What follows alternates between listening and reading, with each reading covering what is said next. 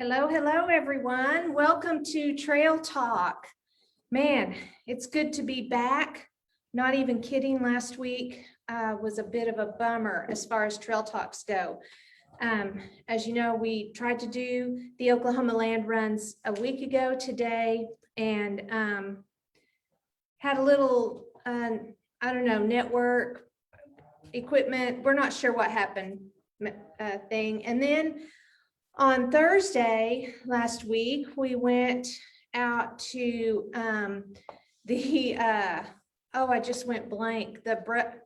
What is it? Brushy Creek? Woody Creek? Oh, Woody, I'm not even close.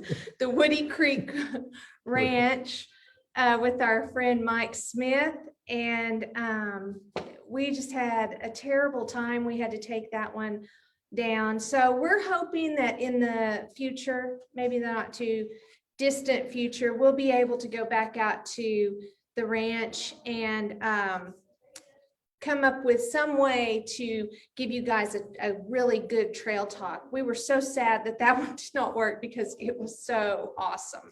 But anyway, hopefully that will just leave you waiting with bated breath for when we get to do the one for real. So back to today's lesson. We are going to learn about the Oklahoma land runs. And as you know, last week, April the 22nd was Land Run Day here in Oklahoma, because that was the day of the first official land run held in Oklahoma, April the 22nd, 1889 at noon, straight up noon. You know, when we do this lesson here at the Heritage Center for students, we show a clip, a little portion of a movie. And if you guys have never seen the movie Far and Away, it is a fantastic movie about Oklahoma land runs. Anyway, I want to really recommend watching that if you'd like to see some really good action. I mean, you know, there's a storyline, Irish immigrants coming over to this United States and coming here for the land run, which is not far-fetched. People came from all around the world to be a part of these land giveaways that were held here in Oklahoma. Now, land had been given away to people for at some time at this point. With westward expansion in the United States, owning land had always been, you know, a part of, I guess you could call it the American dream. President Thomas Jefferson felt like for a person to be a landowner was, you know, their greatest achievement a person could have. And other political figures through the history of the United States felt like people should own this land. Now, we will get to this a little bit more, but as you know, someone else already owned this land. The native people of what we call the United States, the Native Americans, the American Indian peoples, they had already lived here for, you know, ever since people inhabited Earth. And so there lies the rub of all of this. But it did not start in Oklahoma. We just happened to be probably maybe one of the last places that land was taken from the Native Americans, and probably in a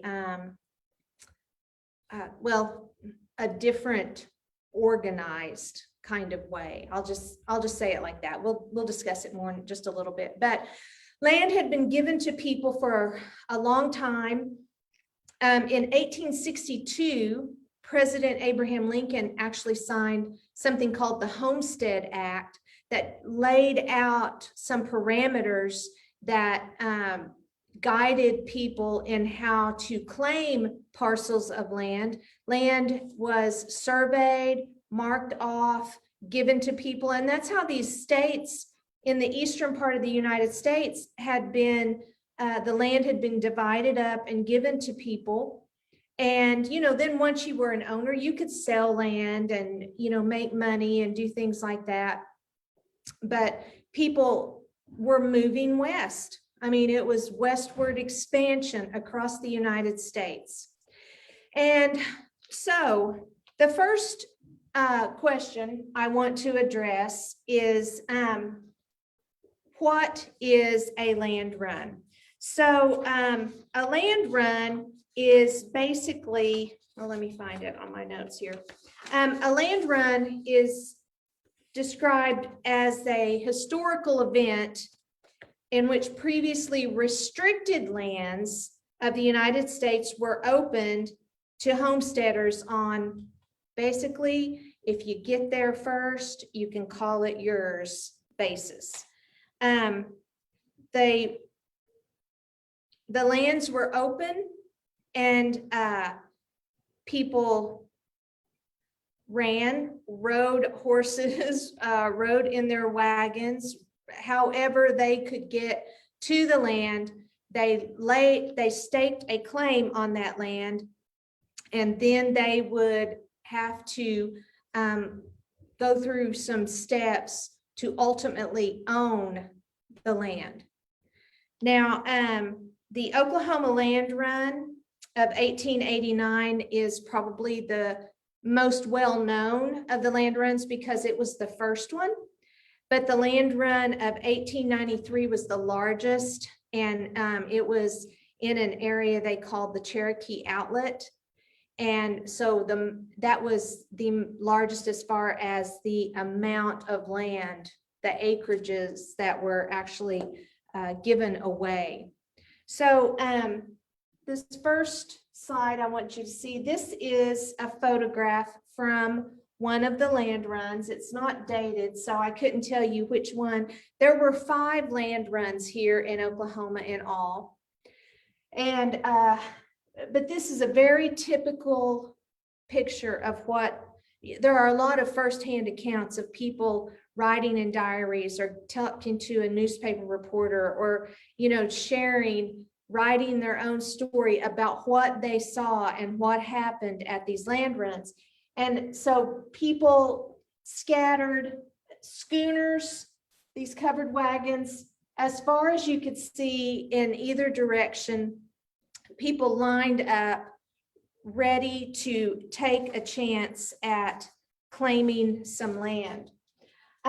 This next picture, here you can see that they have fired the gun or the cannon, whatever they chose to fire, depending on the location of the run. I'll kind of talk to you about how there were multiple starting lines.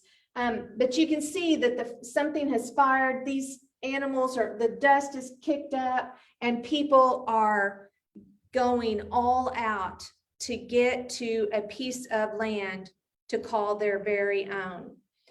This next picture, this is a photograph of what they call the boomer train. And I'm gonna talk to you about boomers in just a minute, but the boomer train, so the Santa Fe Railroad had actually laid tracks right through the area where the very first land run was held in what they called the unassigned lands or old Oklahoma or the Oklahoma lands. And so that railroad went right up through there and people boarded that train in the southern part of the unassigned lands near Purcell, maybe actually in Purcell, and rode that train. And at the time of the land run, it was the longest passenger train that had ever been put together. And there were so many people on it that you can see them hanging out of the window, this huge crowd wanting to get inside the train. They described it as looking like a centipede, because there were people hanging out the windows just to be able to breathe, probably because it was just packed full of people. And so this train went north and stopped, and people were able to get off the train and then go make an attempt to get a piece of land. These were people who didn't have wagons or horses, things like that. So they would literally be on foot once they had gotten off of the train. Okay, so let's go. Why were there land runs? So this is a very interesting part of the story. So let's start out with the movement of Native Americans to what is now known as the state of Oklahoma. But in those days, they called it Indian Territory. I mean, clever name, right? Because they moved all the Native Americans there. But this was in the 1830s, and they moved the five civilized tribes, the Chickasaw, Choctaw, Cherokee, Creek, and Seminole peoples. They moved them to this place called Indian Territory. It was basically Oklahoma without the panhandle. That was called no man's land in those days. So they lived there on their reservation areas. And then in 1866, after the Civil War, the government was giving more assistance to westward expansion. And the tribes who had been assigned the land there in Indian Territory, those that fought for the Confederacy during the Civil War put themselves in a precarious situation because the South lost that war. They were considered as having, taken up arms against the United States government. And so the government decided that they needed to punish them. So they took lands away, and they created areas for other Native Americans. This is how they were assisting westward expansion. They created areas to move other tribes of Native Americans to this same territory. Let's look at this next picture. I think, yeah, here we go. So this says this is in 1875. So this is well after the Civil War. And we can see, there are way more than the 5 civilized tribes are living here in Indian Territory now. But as they were giving land out to these other Native American peoples, they just left this area right here, kind of pretty close to the center, unassigned. They never gave this land to any Native American tribe to live there.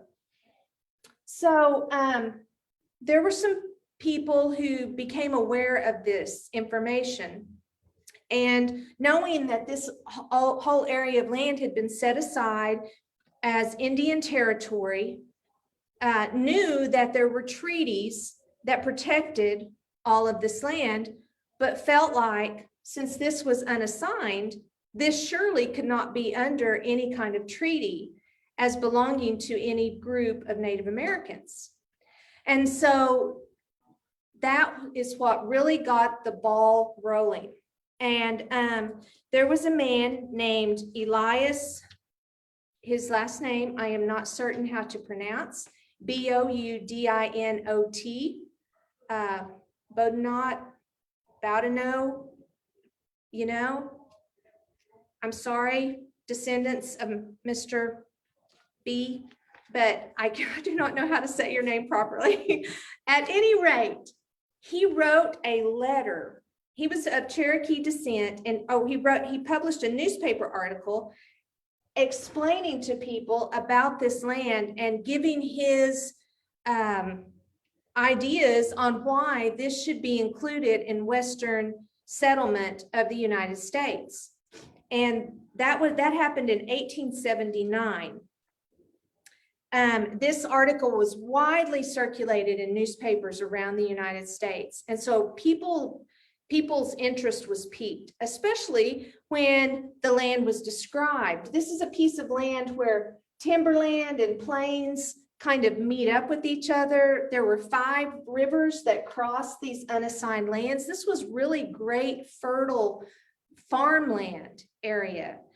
And especially in a place, I mean, there were no lakes or anything. So for 5 rivers to be crossing this part, I mean, that was a significant water source. So that really made it seem more valuable to people. And it was just, of course, it was kind of untouchable. And you have to think that that probably played into the whole idea of, oh, well, then we have to have that, right? That's kind of the way people think about things. So then the next year in 1880, a man named David Payne, we actually have a picture of him. He started what became known as the boomer movement. And that is simply referring to land boomers. They were trying to get this land boom started. That if you've ever wondered why we talk about boomers and what their role was in the land run, that's it. They were the instigators of the land giveaways, basically. So David Payne then started trying to colonize these unassigned lands. And he would, for the next 4 years, he would bring people, large groups of people into the unassigned lands. Let's go back to that map. Yeah, he would bring people in here, and I mean, they did as much as they plotted out the land, they planted crops, they built houses, they even at one time they built a fort. But every single time the soldiers would find them, arrest them, take them back up to Kansas. David Payne was an elected official in the state of Kansas. They would take them all back up there and tell them, no, you can't do that. And then they'd go back again until 1884.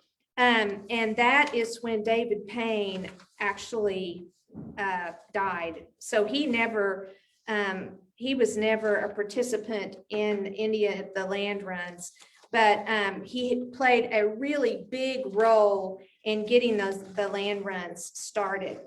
I'm trying to find the rest of my notes about Mr. David Payne, but I'm not finding them right now. That's okay. Oh, there we go. Okay, so when David Payne was even tried, I thought that this was kind of interesting. If you've ever heard of Judge Isaac Parker in Fort Smith, I believe they called him the hanging judge. I mean, he was a pretty notorious judge, ruled kind of the way he wanted to. David Payne was even tried before Judge Parker, but he just kept on. He continued to push for settlement of the area.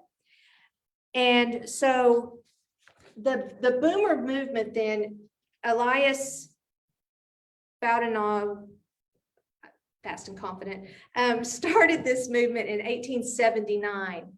And then in March of 1889, after Congress had agreed to rework the acts that had given all of this land to the Native American people, they changed that. And so President Benjamin Harrison signed a proclamation saying that at noon on April the 22nd, 1889, there would be a land run. Now, as I said before, the land had been given away, for 100+ years at this point, but never in a land run. The 5 land runs in Oklahoma are the only land runs that happened in the whole land giveaway situation with the United States. But there wasn't just like one starting line where people all raced, from one place.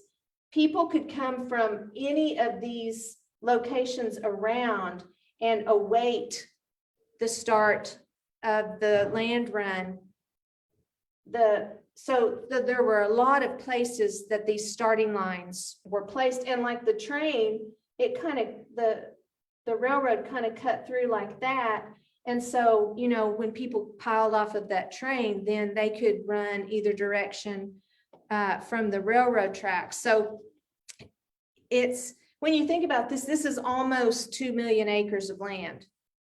That's a lot of land to cover in from noon until dark that day. You know, that's a lot of miles to cover. So anyway, it was, you know, it was all kind of spread out so that people could claim the land from a lot of different directions. Okay, let's go on to, so where were the land runs? Well, let's go to the next. So specifically, the 5 different land runs happened. The first one here in these unassigned lands. This was April 22nd, 1889. It was over 2 years later, they did another one here in these Iowa, Sac, and Fox lands. Then in April 1892, just met what, 6 months later, 6 or 8 months later, they had this Cheyenne and Arapaho giveaway right over here. And then in 1893, this was the one that I mentioned was the largest land run of all. This was the Cherokee Outlet. And then the last one was in 1895, and it was this Kickapoo area right in here. So, you know, some were really big, some were a lot smaller, but these were the areas where the land runs happened. This part right here, this was land lottery. And then this was by sealed bid. So after they had the 5 land runs, they gave away through a lottery, and then they actually had people bidding on these quarter sections of land, these areas down in here. This part was done by allotment. And so that land, I think that means that the Native Americans had more control over how the land was given away. To every single tribe, they all had multiple treaties that led up to this point where this land was given away. And the treaties, the last ones had specific information about how they were to receive compensation for the land. You know, they basically sold it to the government, and then the government gave it away, and then they were to be compensated for that. But anyway, that is where each of the land runs were. And really, look at this map right over here for just a second. So I like this map because it's very much like the one that we were just looking at. This one actually has, here's the railroad as it comes up through here. This says it starts at Norman, but it was actually further south from there. This land has, this map has Oklahoma Territory and Indian Territory. This did not become Oklahoma Territory until after the land run. It was like a couple of years after the first land run is when they began calling that Oklahoma Territory. And no man's land was added when Oklahoma became a state. How funny is it that it was called no man's land? That kind of cracks me up. But Oklahoma, we just said, okay, we'll take this and added it to our state, which gave us a very unique, easily recognizable, shape to our state. Okay, so the next slide here, I'll give my camera. Okay, so who could become a landowner in the land runs? Now, I feel like this is very important information. So the land was the land giveaway followed the Homestead Act of 1862, kind of all of the rules and everything that were part of those requirements. We've got that up here on a slide. So you had to be 21 years of age in order to be a landowner, or you could be the head of your household. And that means you could be younger than 21. And, you could be married and be the head of your household and be under 21. Maybe you're the breadwinner for the family. You have people who cannot work in your family. You could be considered the head of the household. There were a lot of ways that could work out. This was significant that single, widowed, separated, or divorced women could file a claim. In a day when women had few rights, few privileges, I just find this to be so significant that women could be landowners. That is such a big deal to me. And seems kind of out of context with the way women were, I hate to use the word treated, but at least the way women were, considered to be able to make the kind of decisions that a landowner would have to make. Women's opinions were not highly valued in those days as far as big decision kind of things were handled. So I think this is important. Foreign citizens could claim land, hence that movie Far and Away. Those people were from Ireland. They were not United States citizens yet, but you had to show that proof that you intended to become a United States citizen, and you had to stay on the land. And that's important. That meant that people from other countries could not come over, stake claim on lands, and then go back to the country where they were from. That, by proving you wanted to become a citizen, you were proving that you were not working for another government to come over and take land that was part of the United States land, even though it wasn't the United States yet. But, that was the plan, the progression that was going on. A homesteader could receive the final title after 5 years of living on the land and improving it. So it was a 5-year commitment that people were making. And even though the unassigned lands was a really good place, considered really good for farmland, not every part that was given away, not all of that land was really considered great farmland. And people were required to live on the land, build a house on the land. I've got a few more specific things here, and make improvements to the land. So that was a really big, long commitment people were making, and not everyone was able to carry that all the way through. I skipped one here. A homesteader could claim 160 acres or a town lot, but you could not already own a full 160 acres. You could own other land, just not 160 acres of land. By paying $1.25 per acre, a homesteader could receive the title earlier after 6 months of living on the land. So there again, you're making a commitment by living 6 months on the land and seeing that part through. The next slide, people were required to have an occupation. And I think this is important. Whenever we teach this lesson to the students, I always try to really bring home and help them to think about why. Why were people required to have a job, an occupation?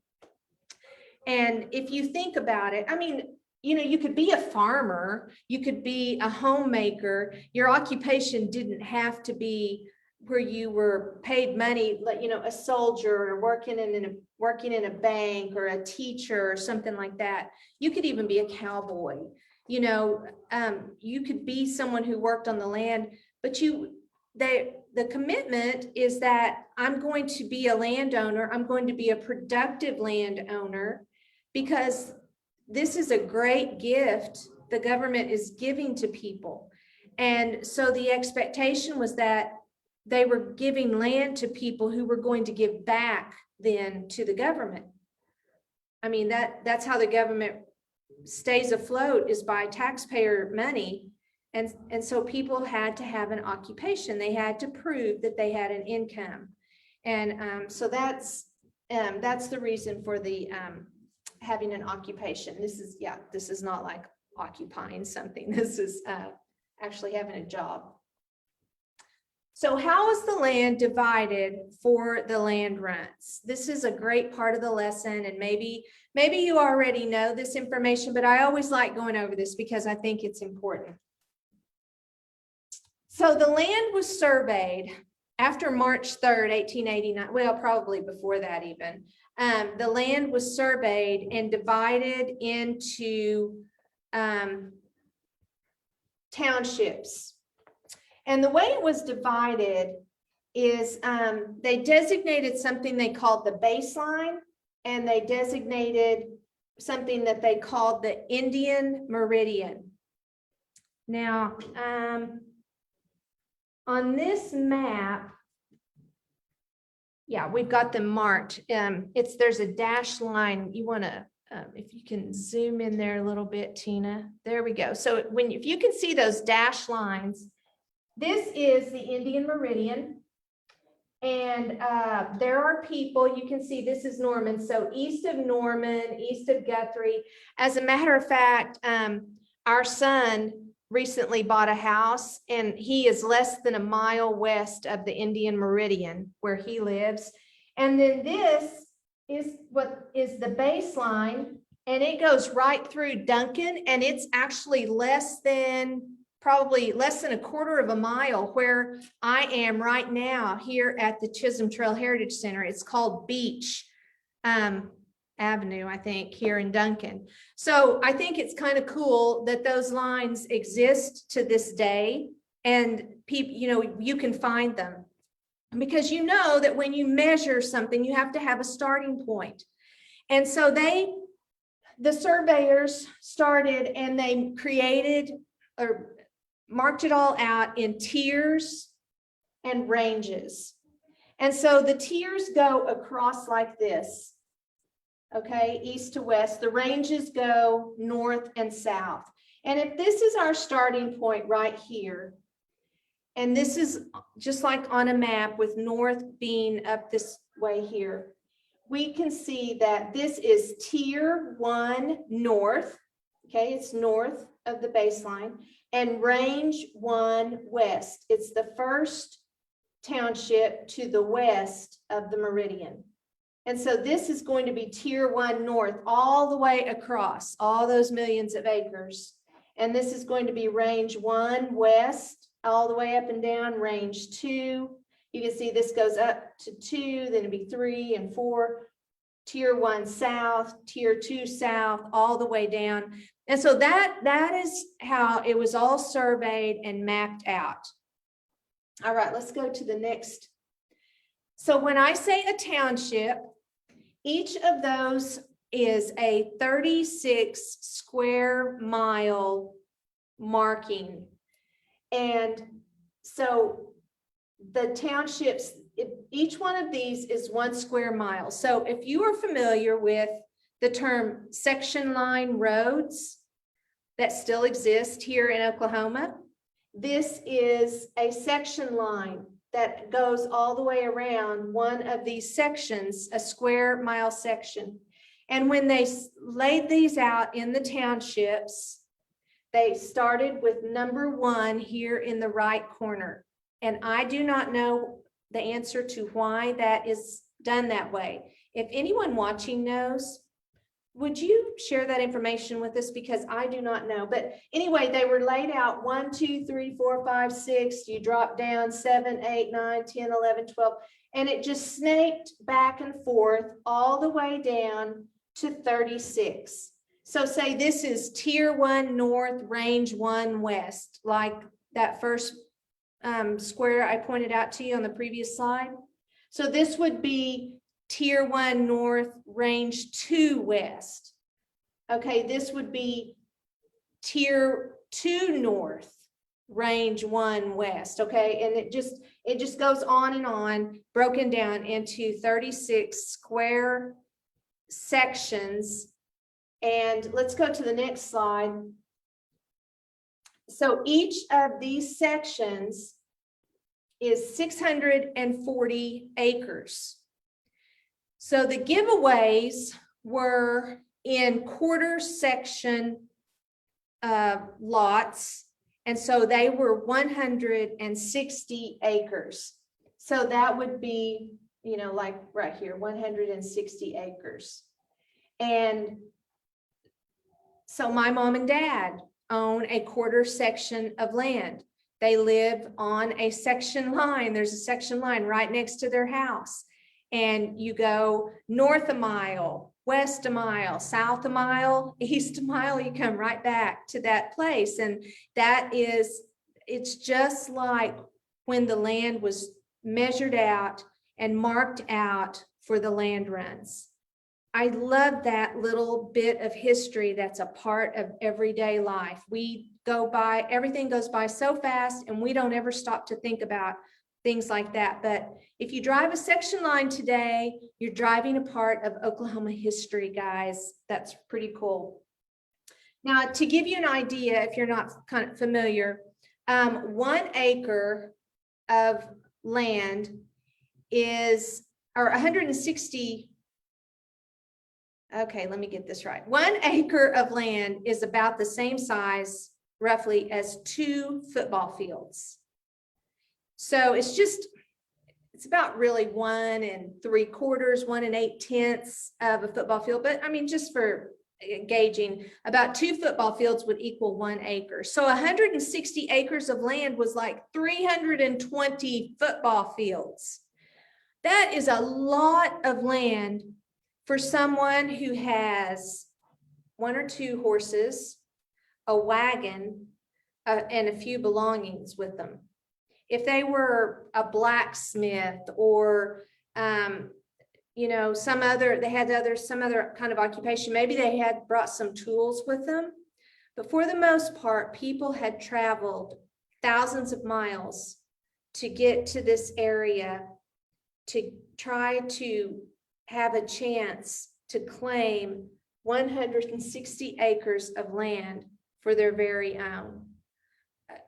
It was such a huge risk, and so much was riding on them actually getting that piece of land.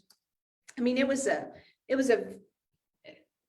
just a big deal. I mean, try to put yourself in that situation today. It's a lot. Okay.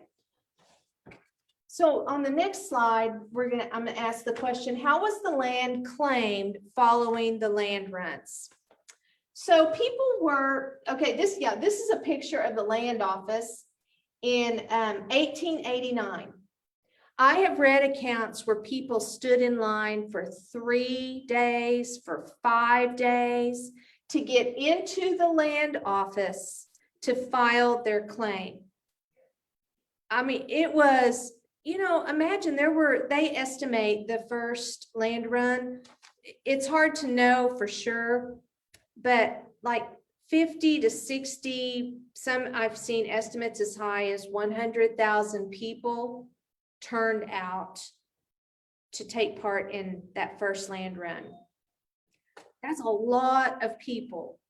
Not every single person got a tract of land, you know. I mean, that was part of the risk.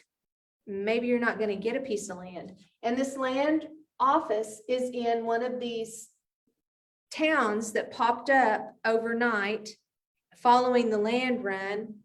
Basically, they were all tent cities, and then people started bringing in lumber and building up things.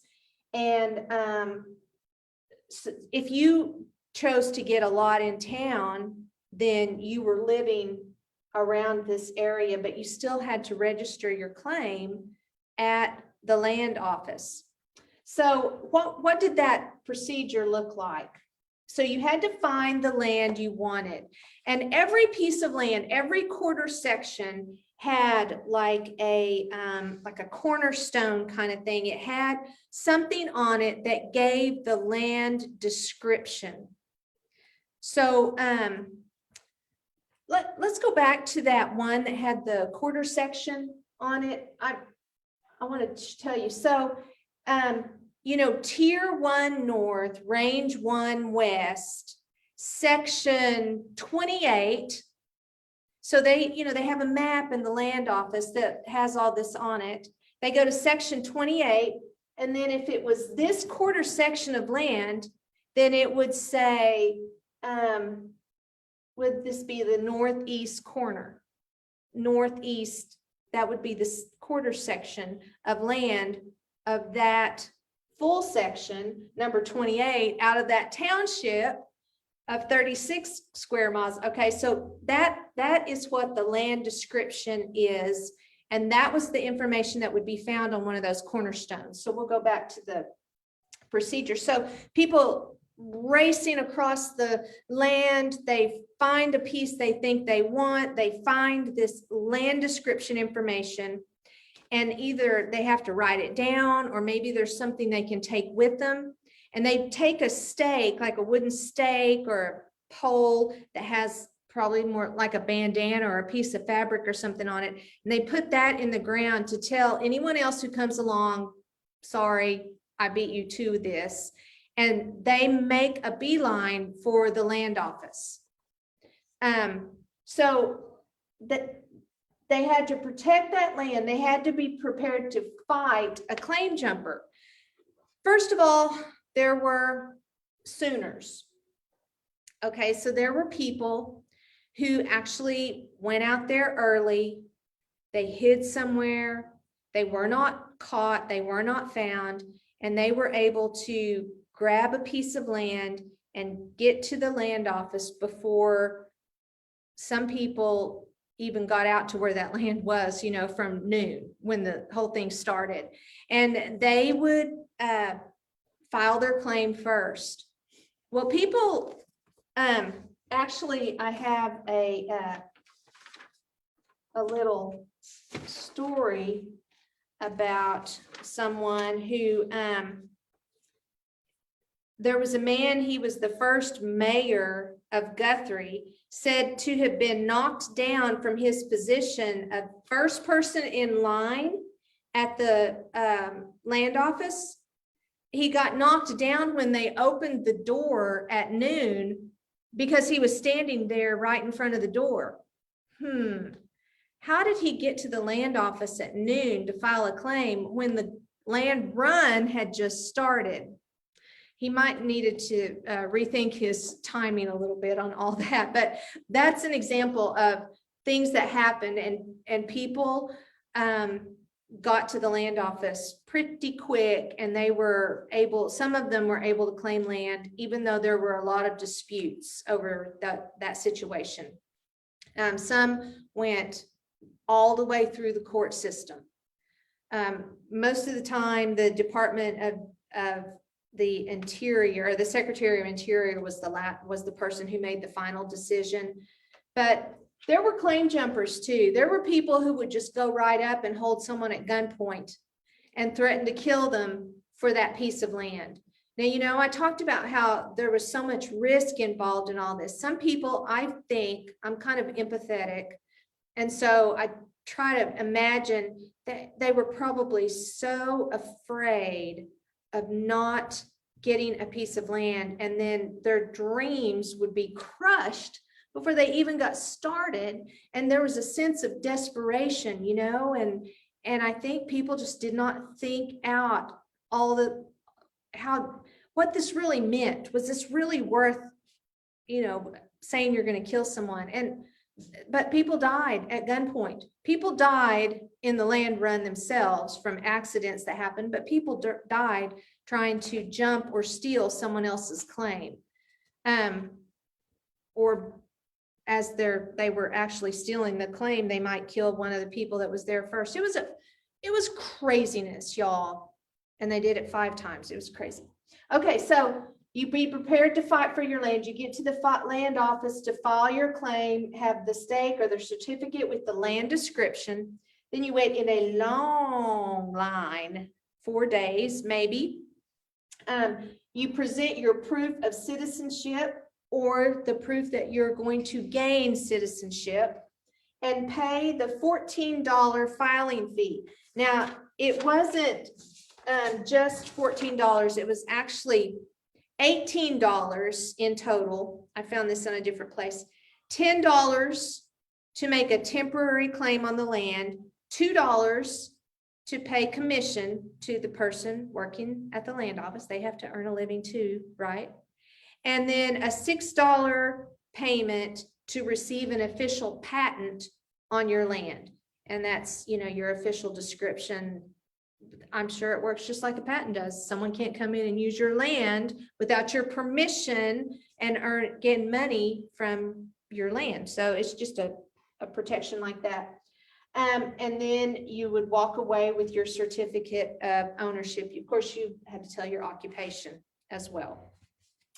Okay, so I'm going to go over some information about the land lotteries now. I showed you those earlier photographs of people at one of the 5 land runs, the wagons, the horses, just the chaos that ensued following the gunfire. But I had read stories of people coming into towns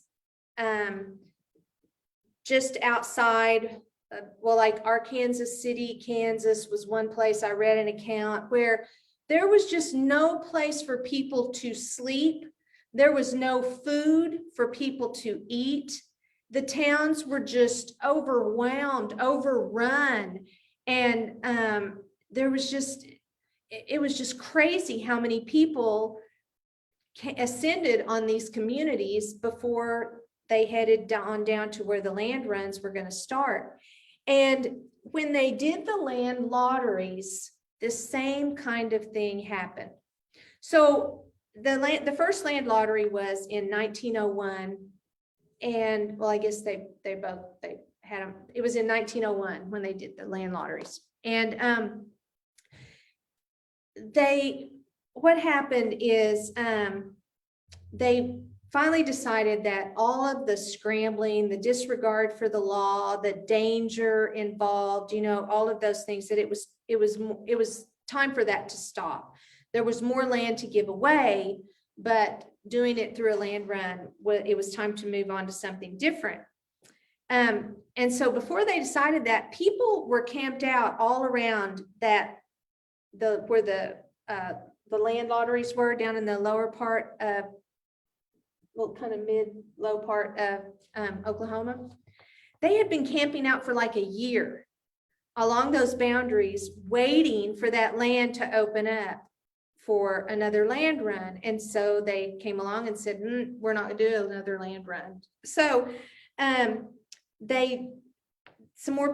people came into power. So they said that there were more than 16,000 people registered on July 24th for the land lottery. And by the time they gave away the land on, I think it's like July 29th, a total of 135,416 people had registered for land in El Reno, and another 29,000 had registered at Fort Sill. So that's about 165,000 people trying to get land through the land lottery. And so the same thing happened in El Reno and at Fort Sill.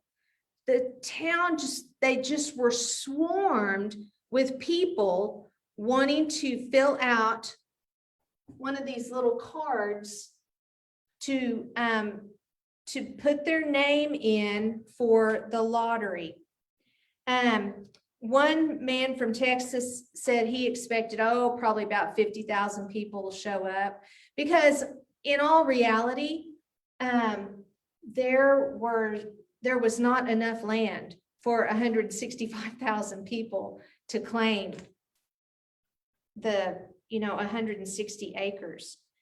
But President William McKinley issued a proclamation on July 4th, 1901 that stated a drawing commencing at 9:00 a.m. on Monday, July 29th, would determine the order in which registrants would be permitted to make homestead entry.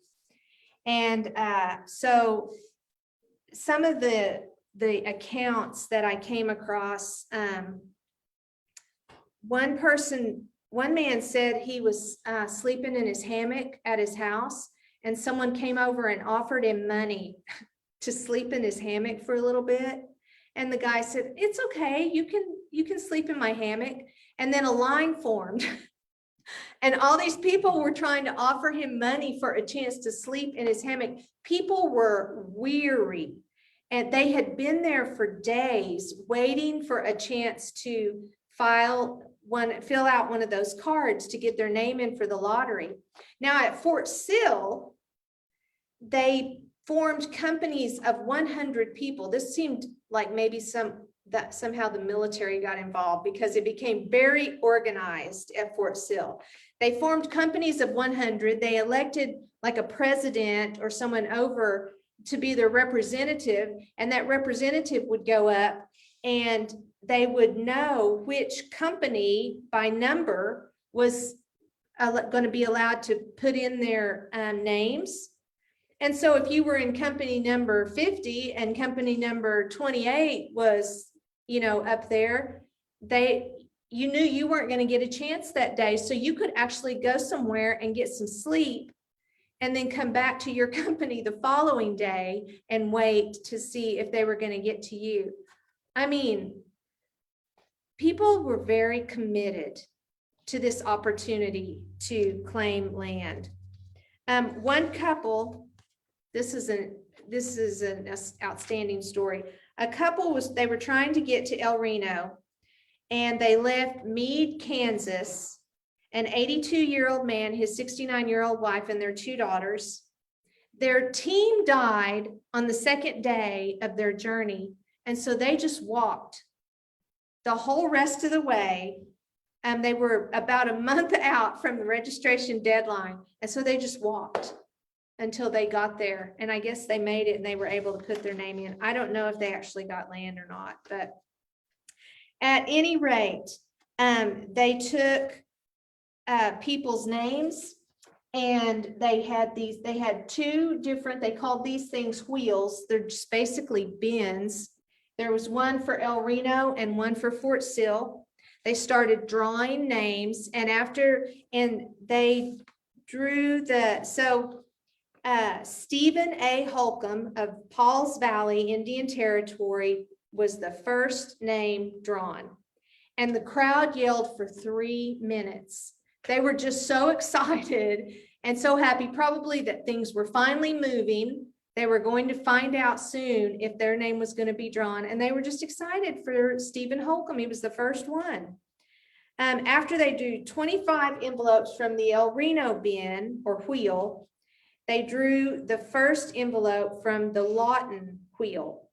And the first name drawn there was, they could choose land adjacent to the Lawton town site, and they expected those lots to be worth $20,000 to $40,000. So this was some very prized pieces of property here. And James Wood of Weatherford, Oklahoma Territory, was announced the winner. And then the next name was the first woman to have her name drawn, and it was Maddie Beal of Wichita, Kansas. And so it continued. The first day's drawing stopped after 500 names had been pulled from each wheel. And then the winners, it said, were from Oklahoma Territory, of course, and Indian Territory. Pauls Valley was in Indian Territory. Kansas, Texas, Arkansas, Missouri, Illinois, Indiana, Iowa, and Nebraska. All over the United States, people were still coming. And anyway, so that is how the land in Oklahoma was given away. That is, it's kind of a crazy story, but I want to kind of close with this, these thoughts about giving away the land. So it's difficult to explain the legacy of the Oklahoma land runs and lotteries, but in the history of America's westward expansion, Oklahoma stands out as a triumph. It's an example of foresight and generosity of men who championed the free land idea in the first place. Like I mentioned earlier, Thomas Jefferson, others who believed that owning land was a great right and a great privilege. And just, you know, I don't know. And I know people who still feel like that today. And then Abraham Lincoln, you know, who signed the Homestead Act that put all of these things into motion.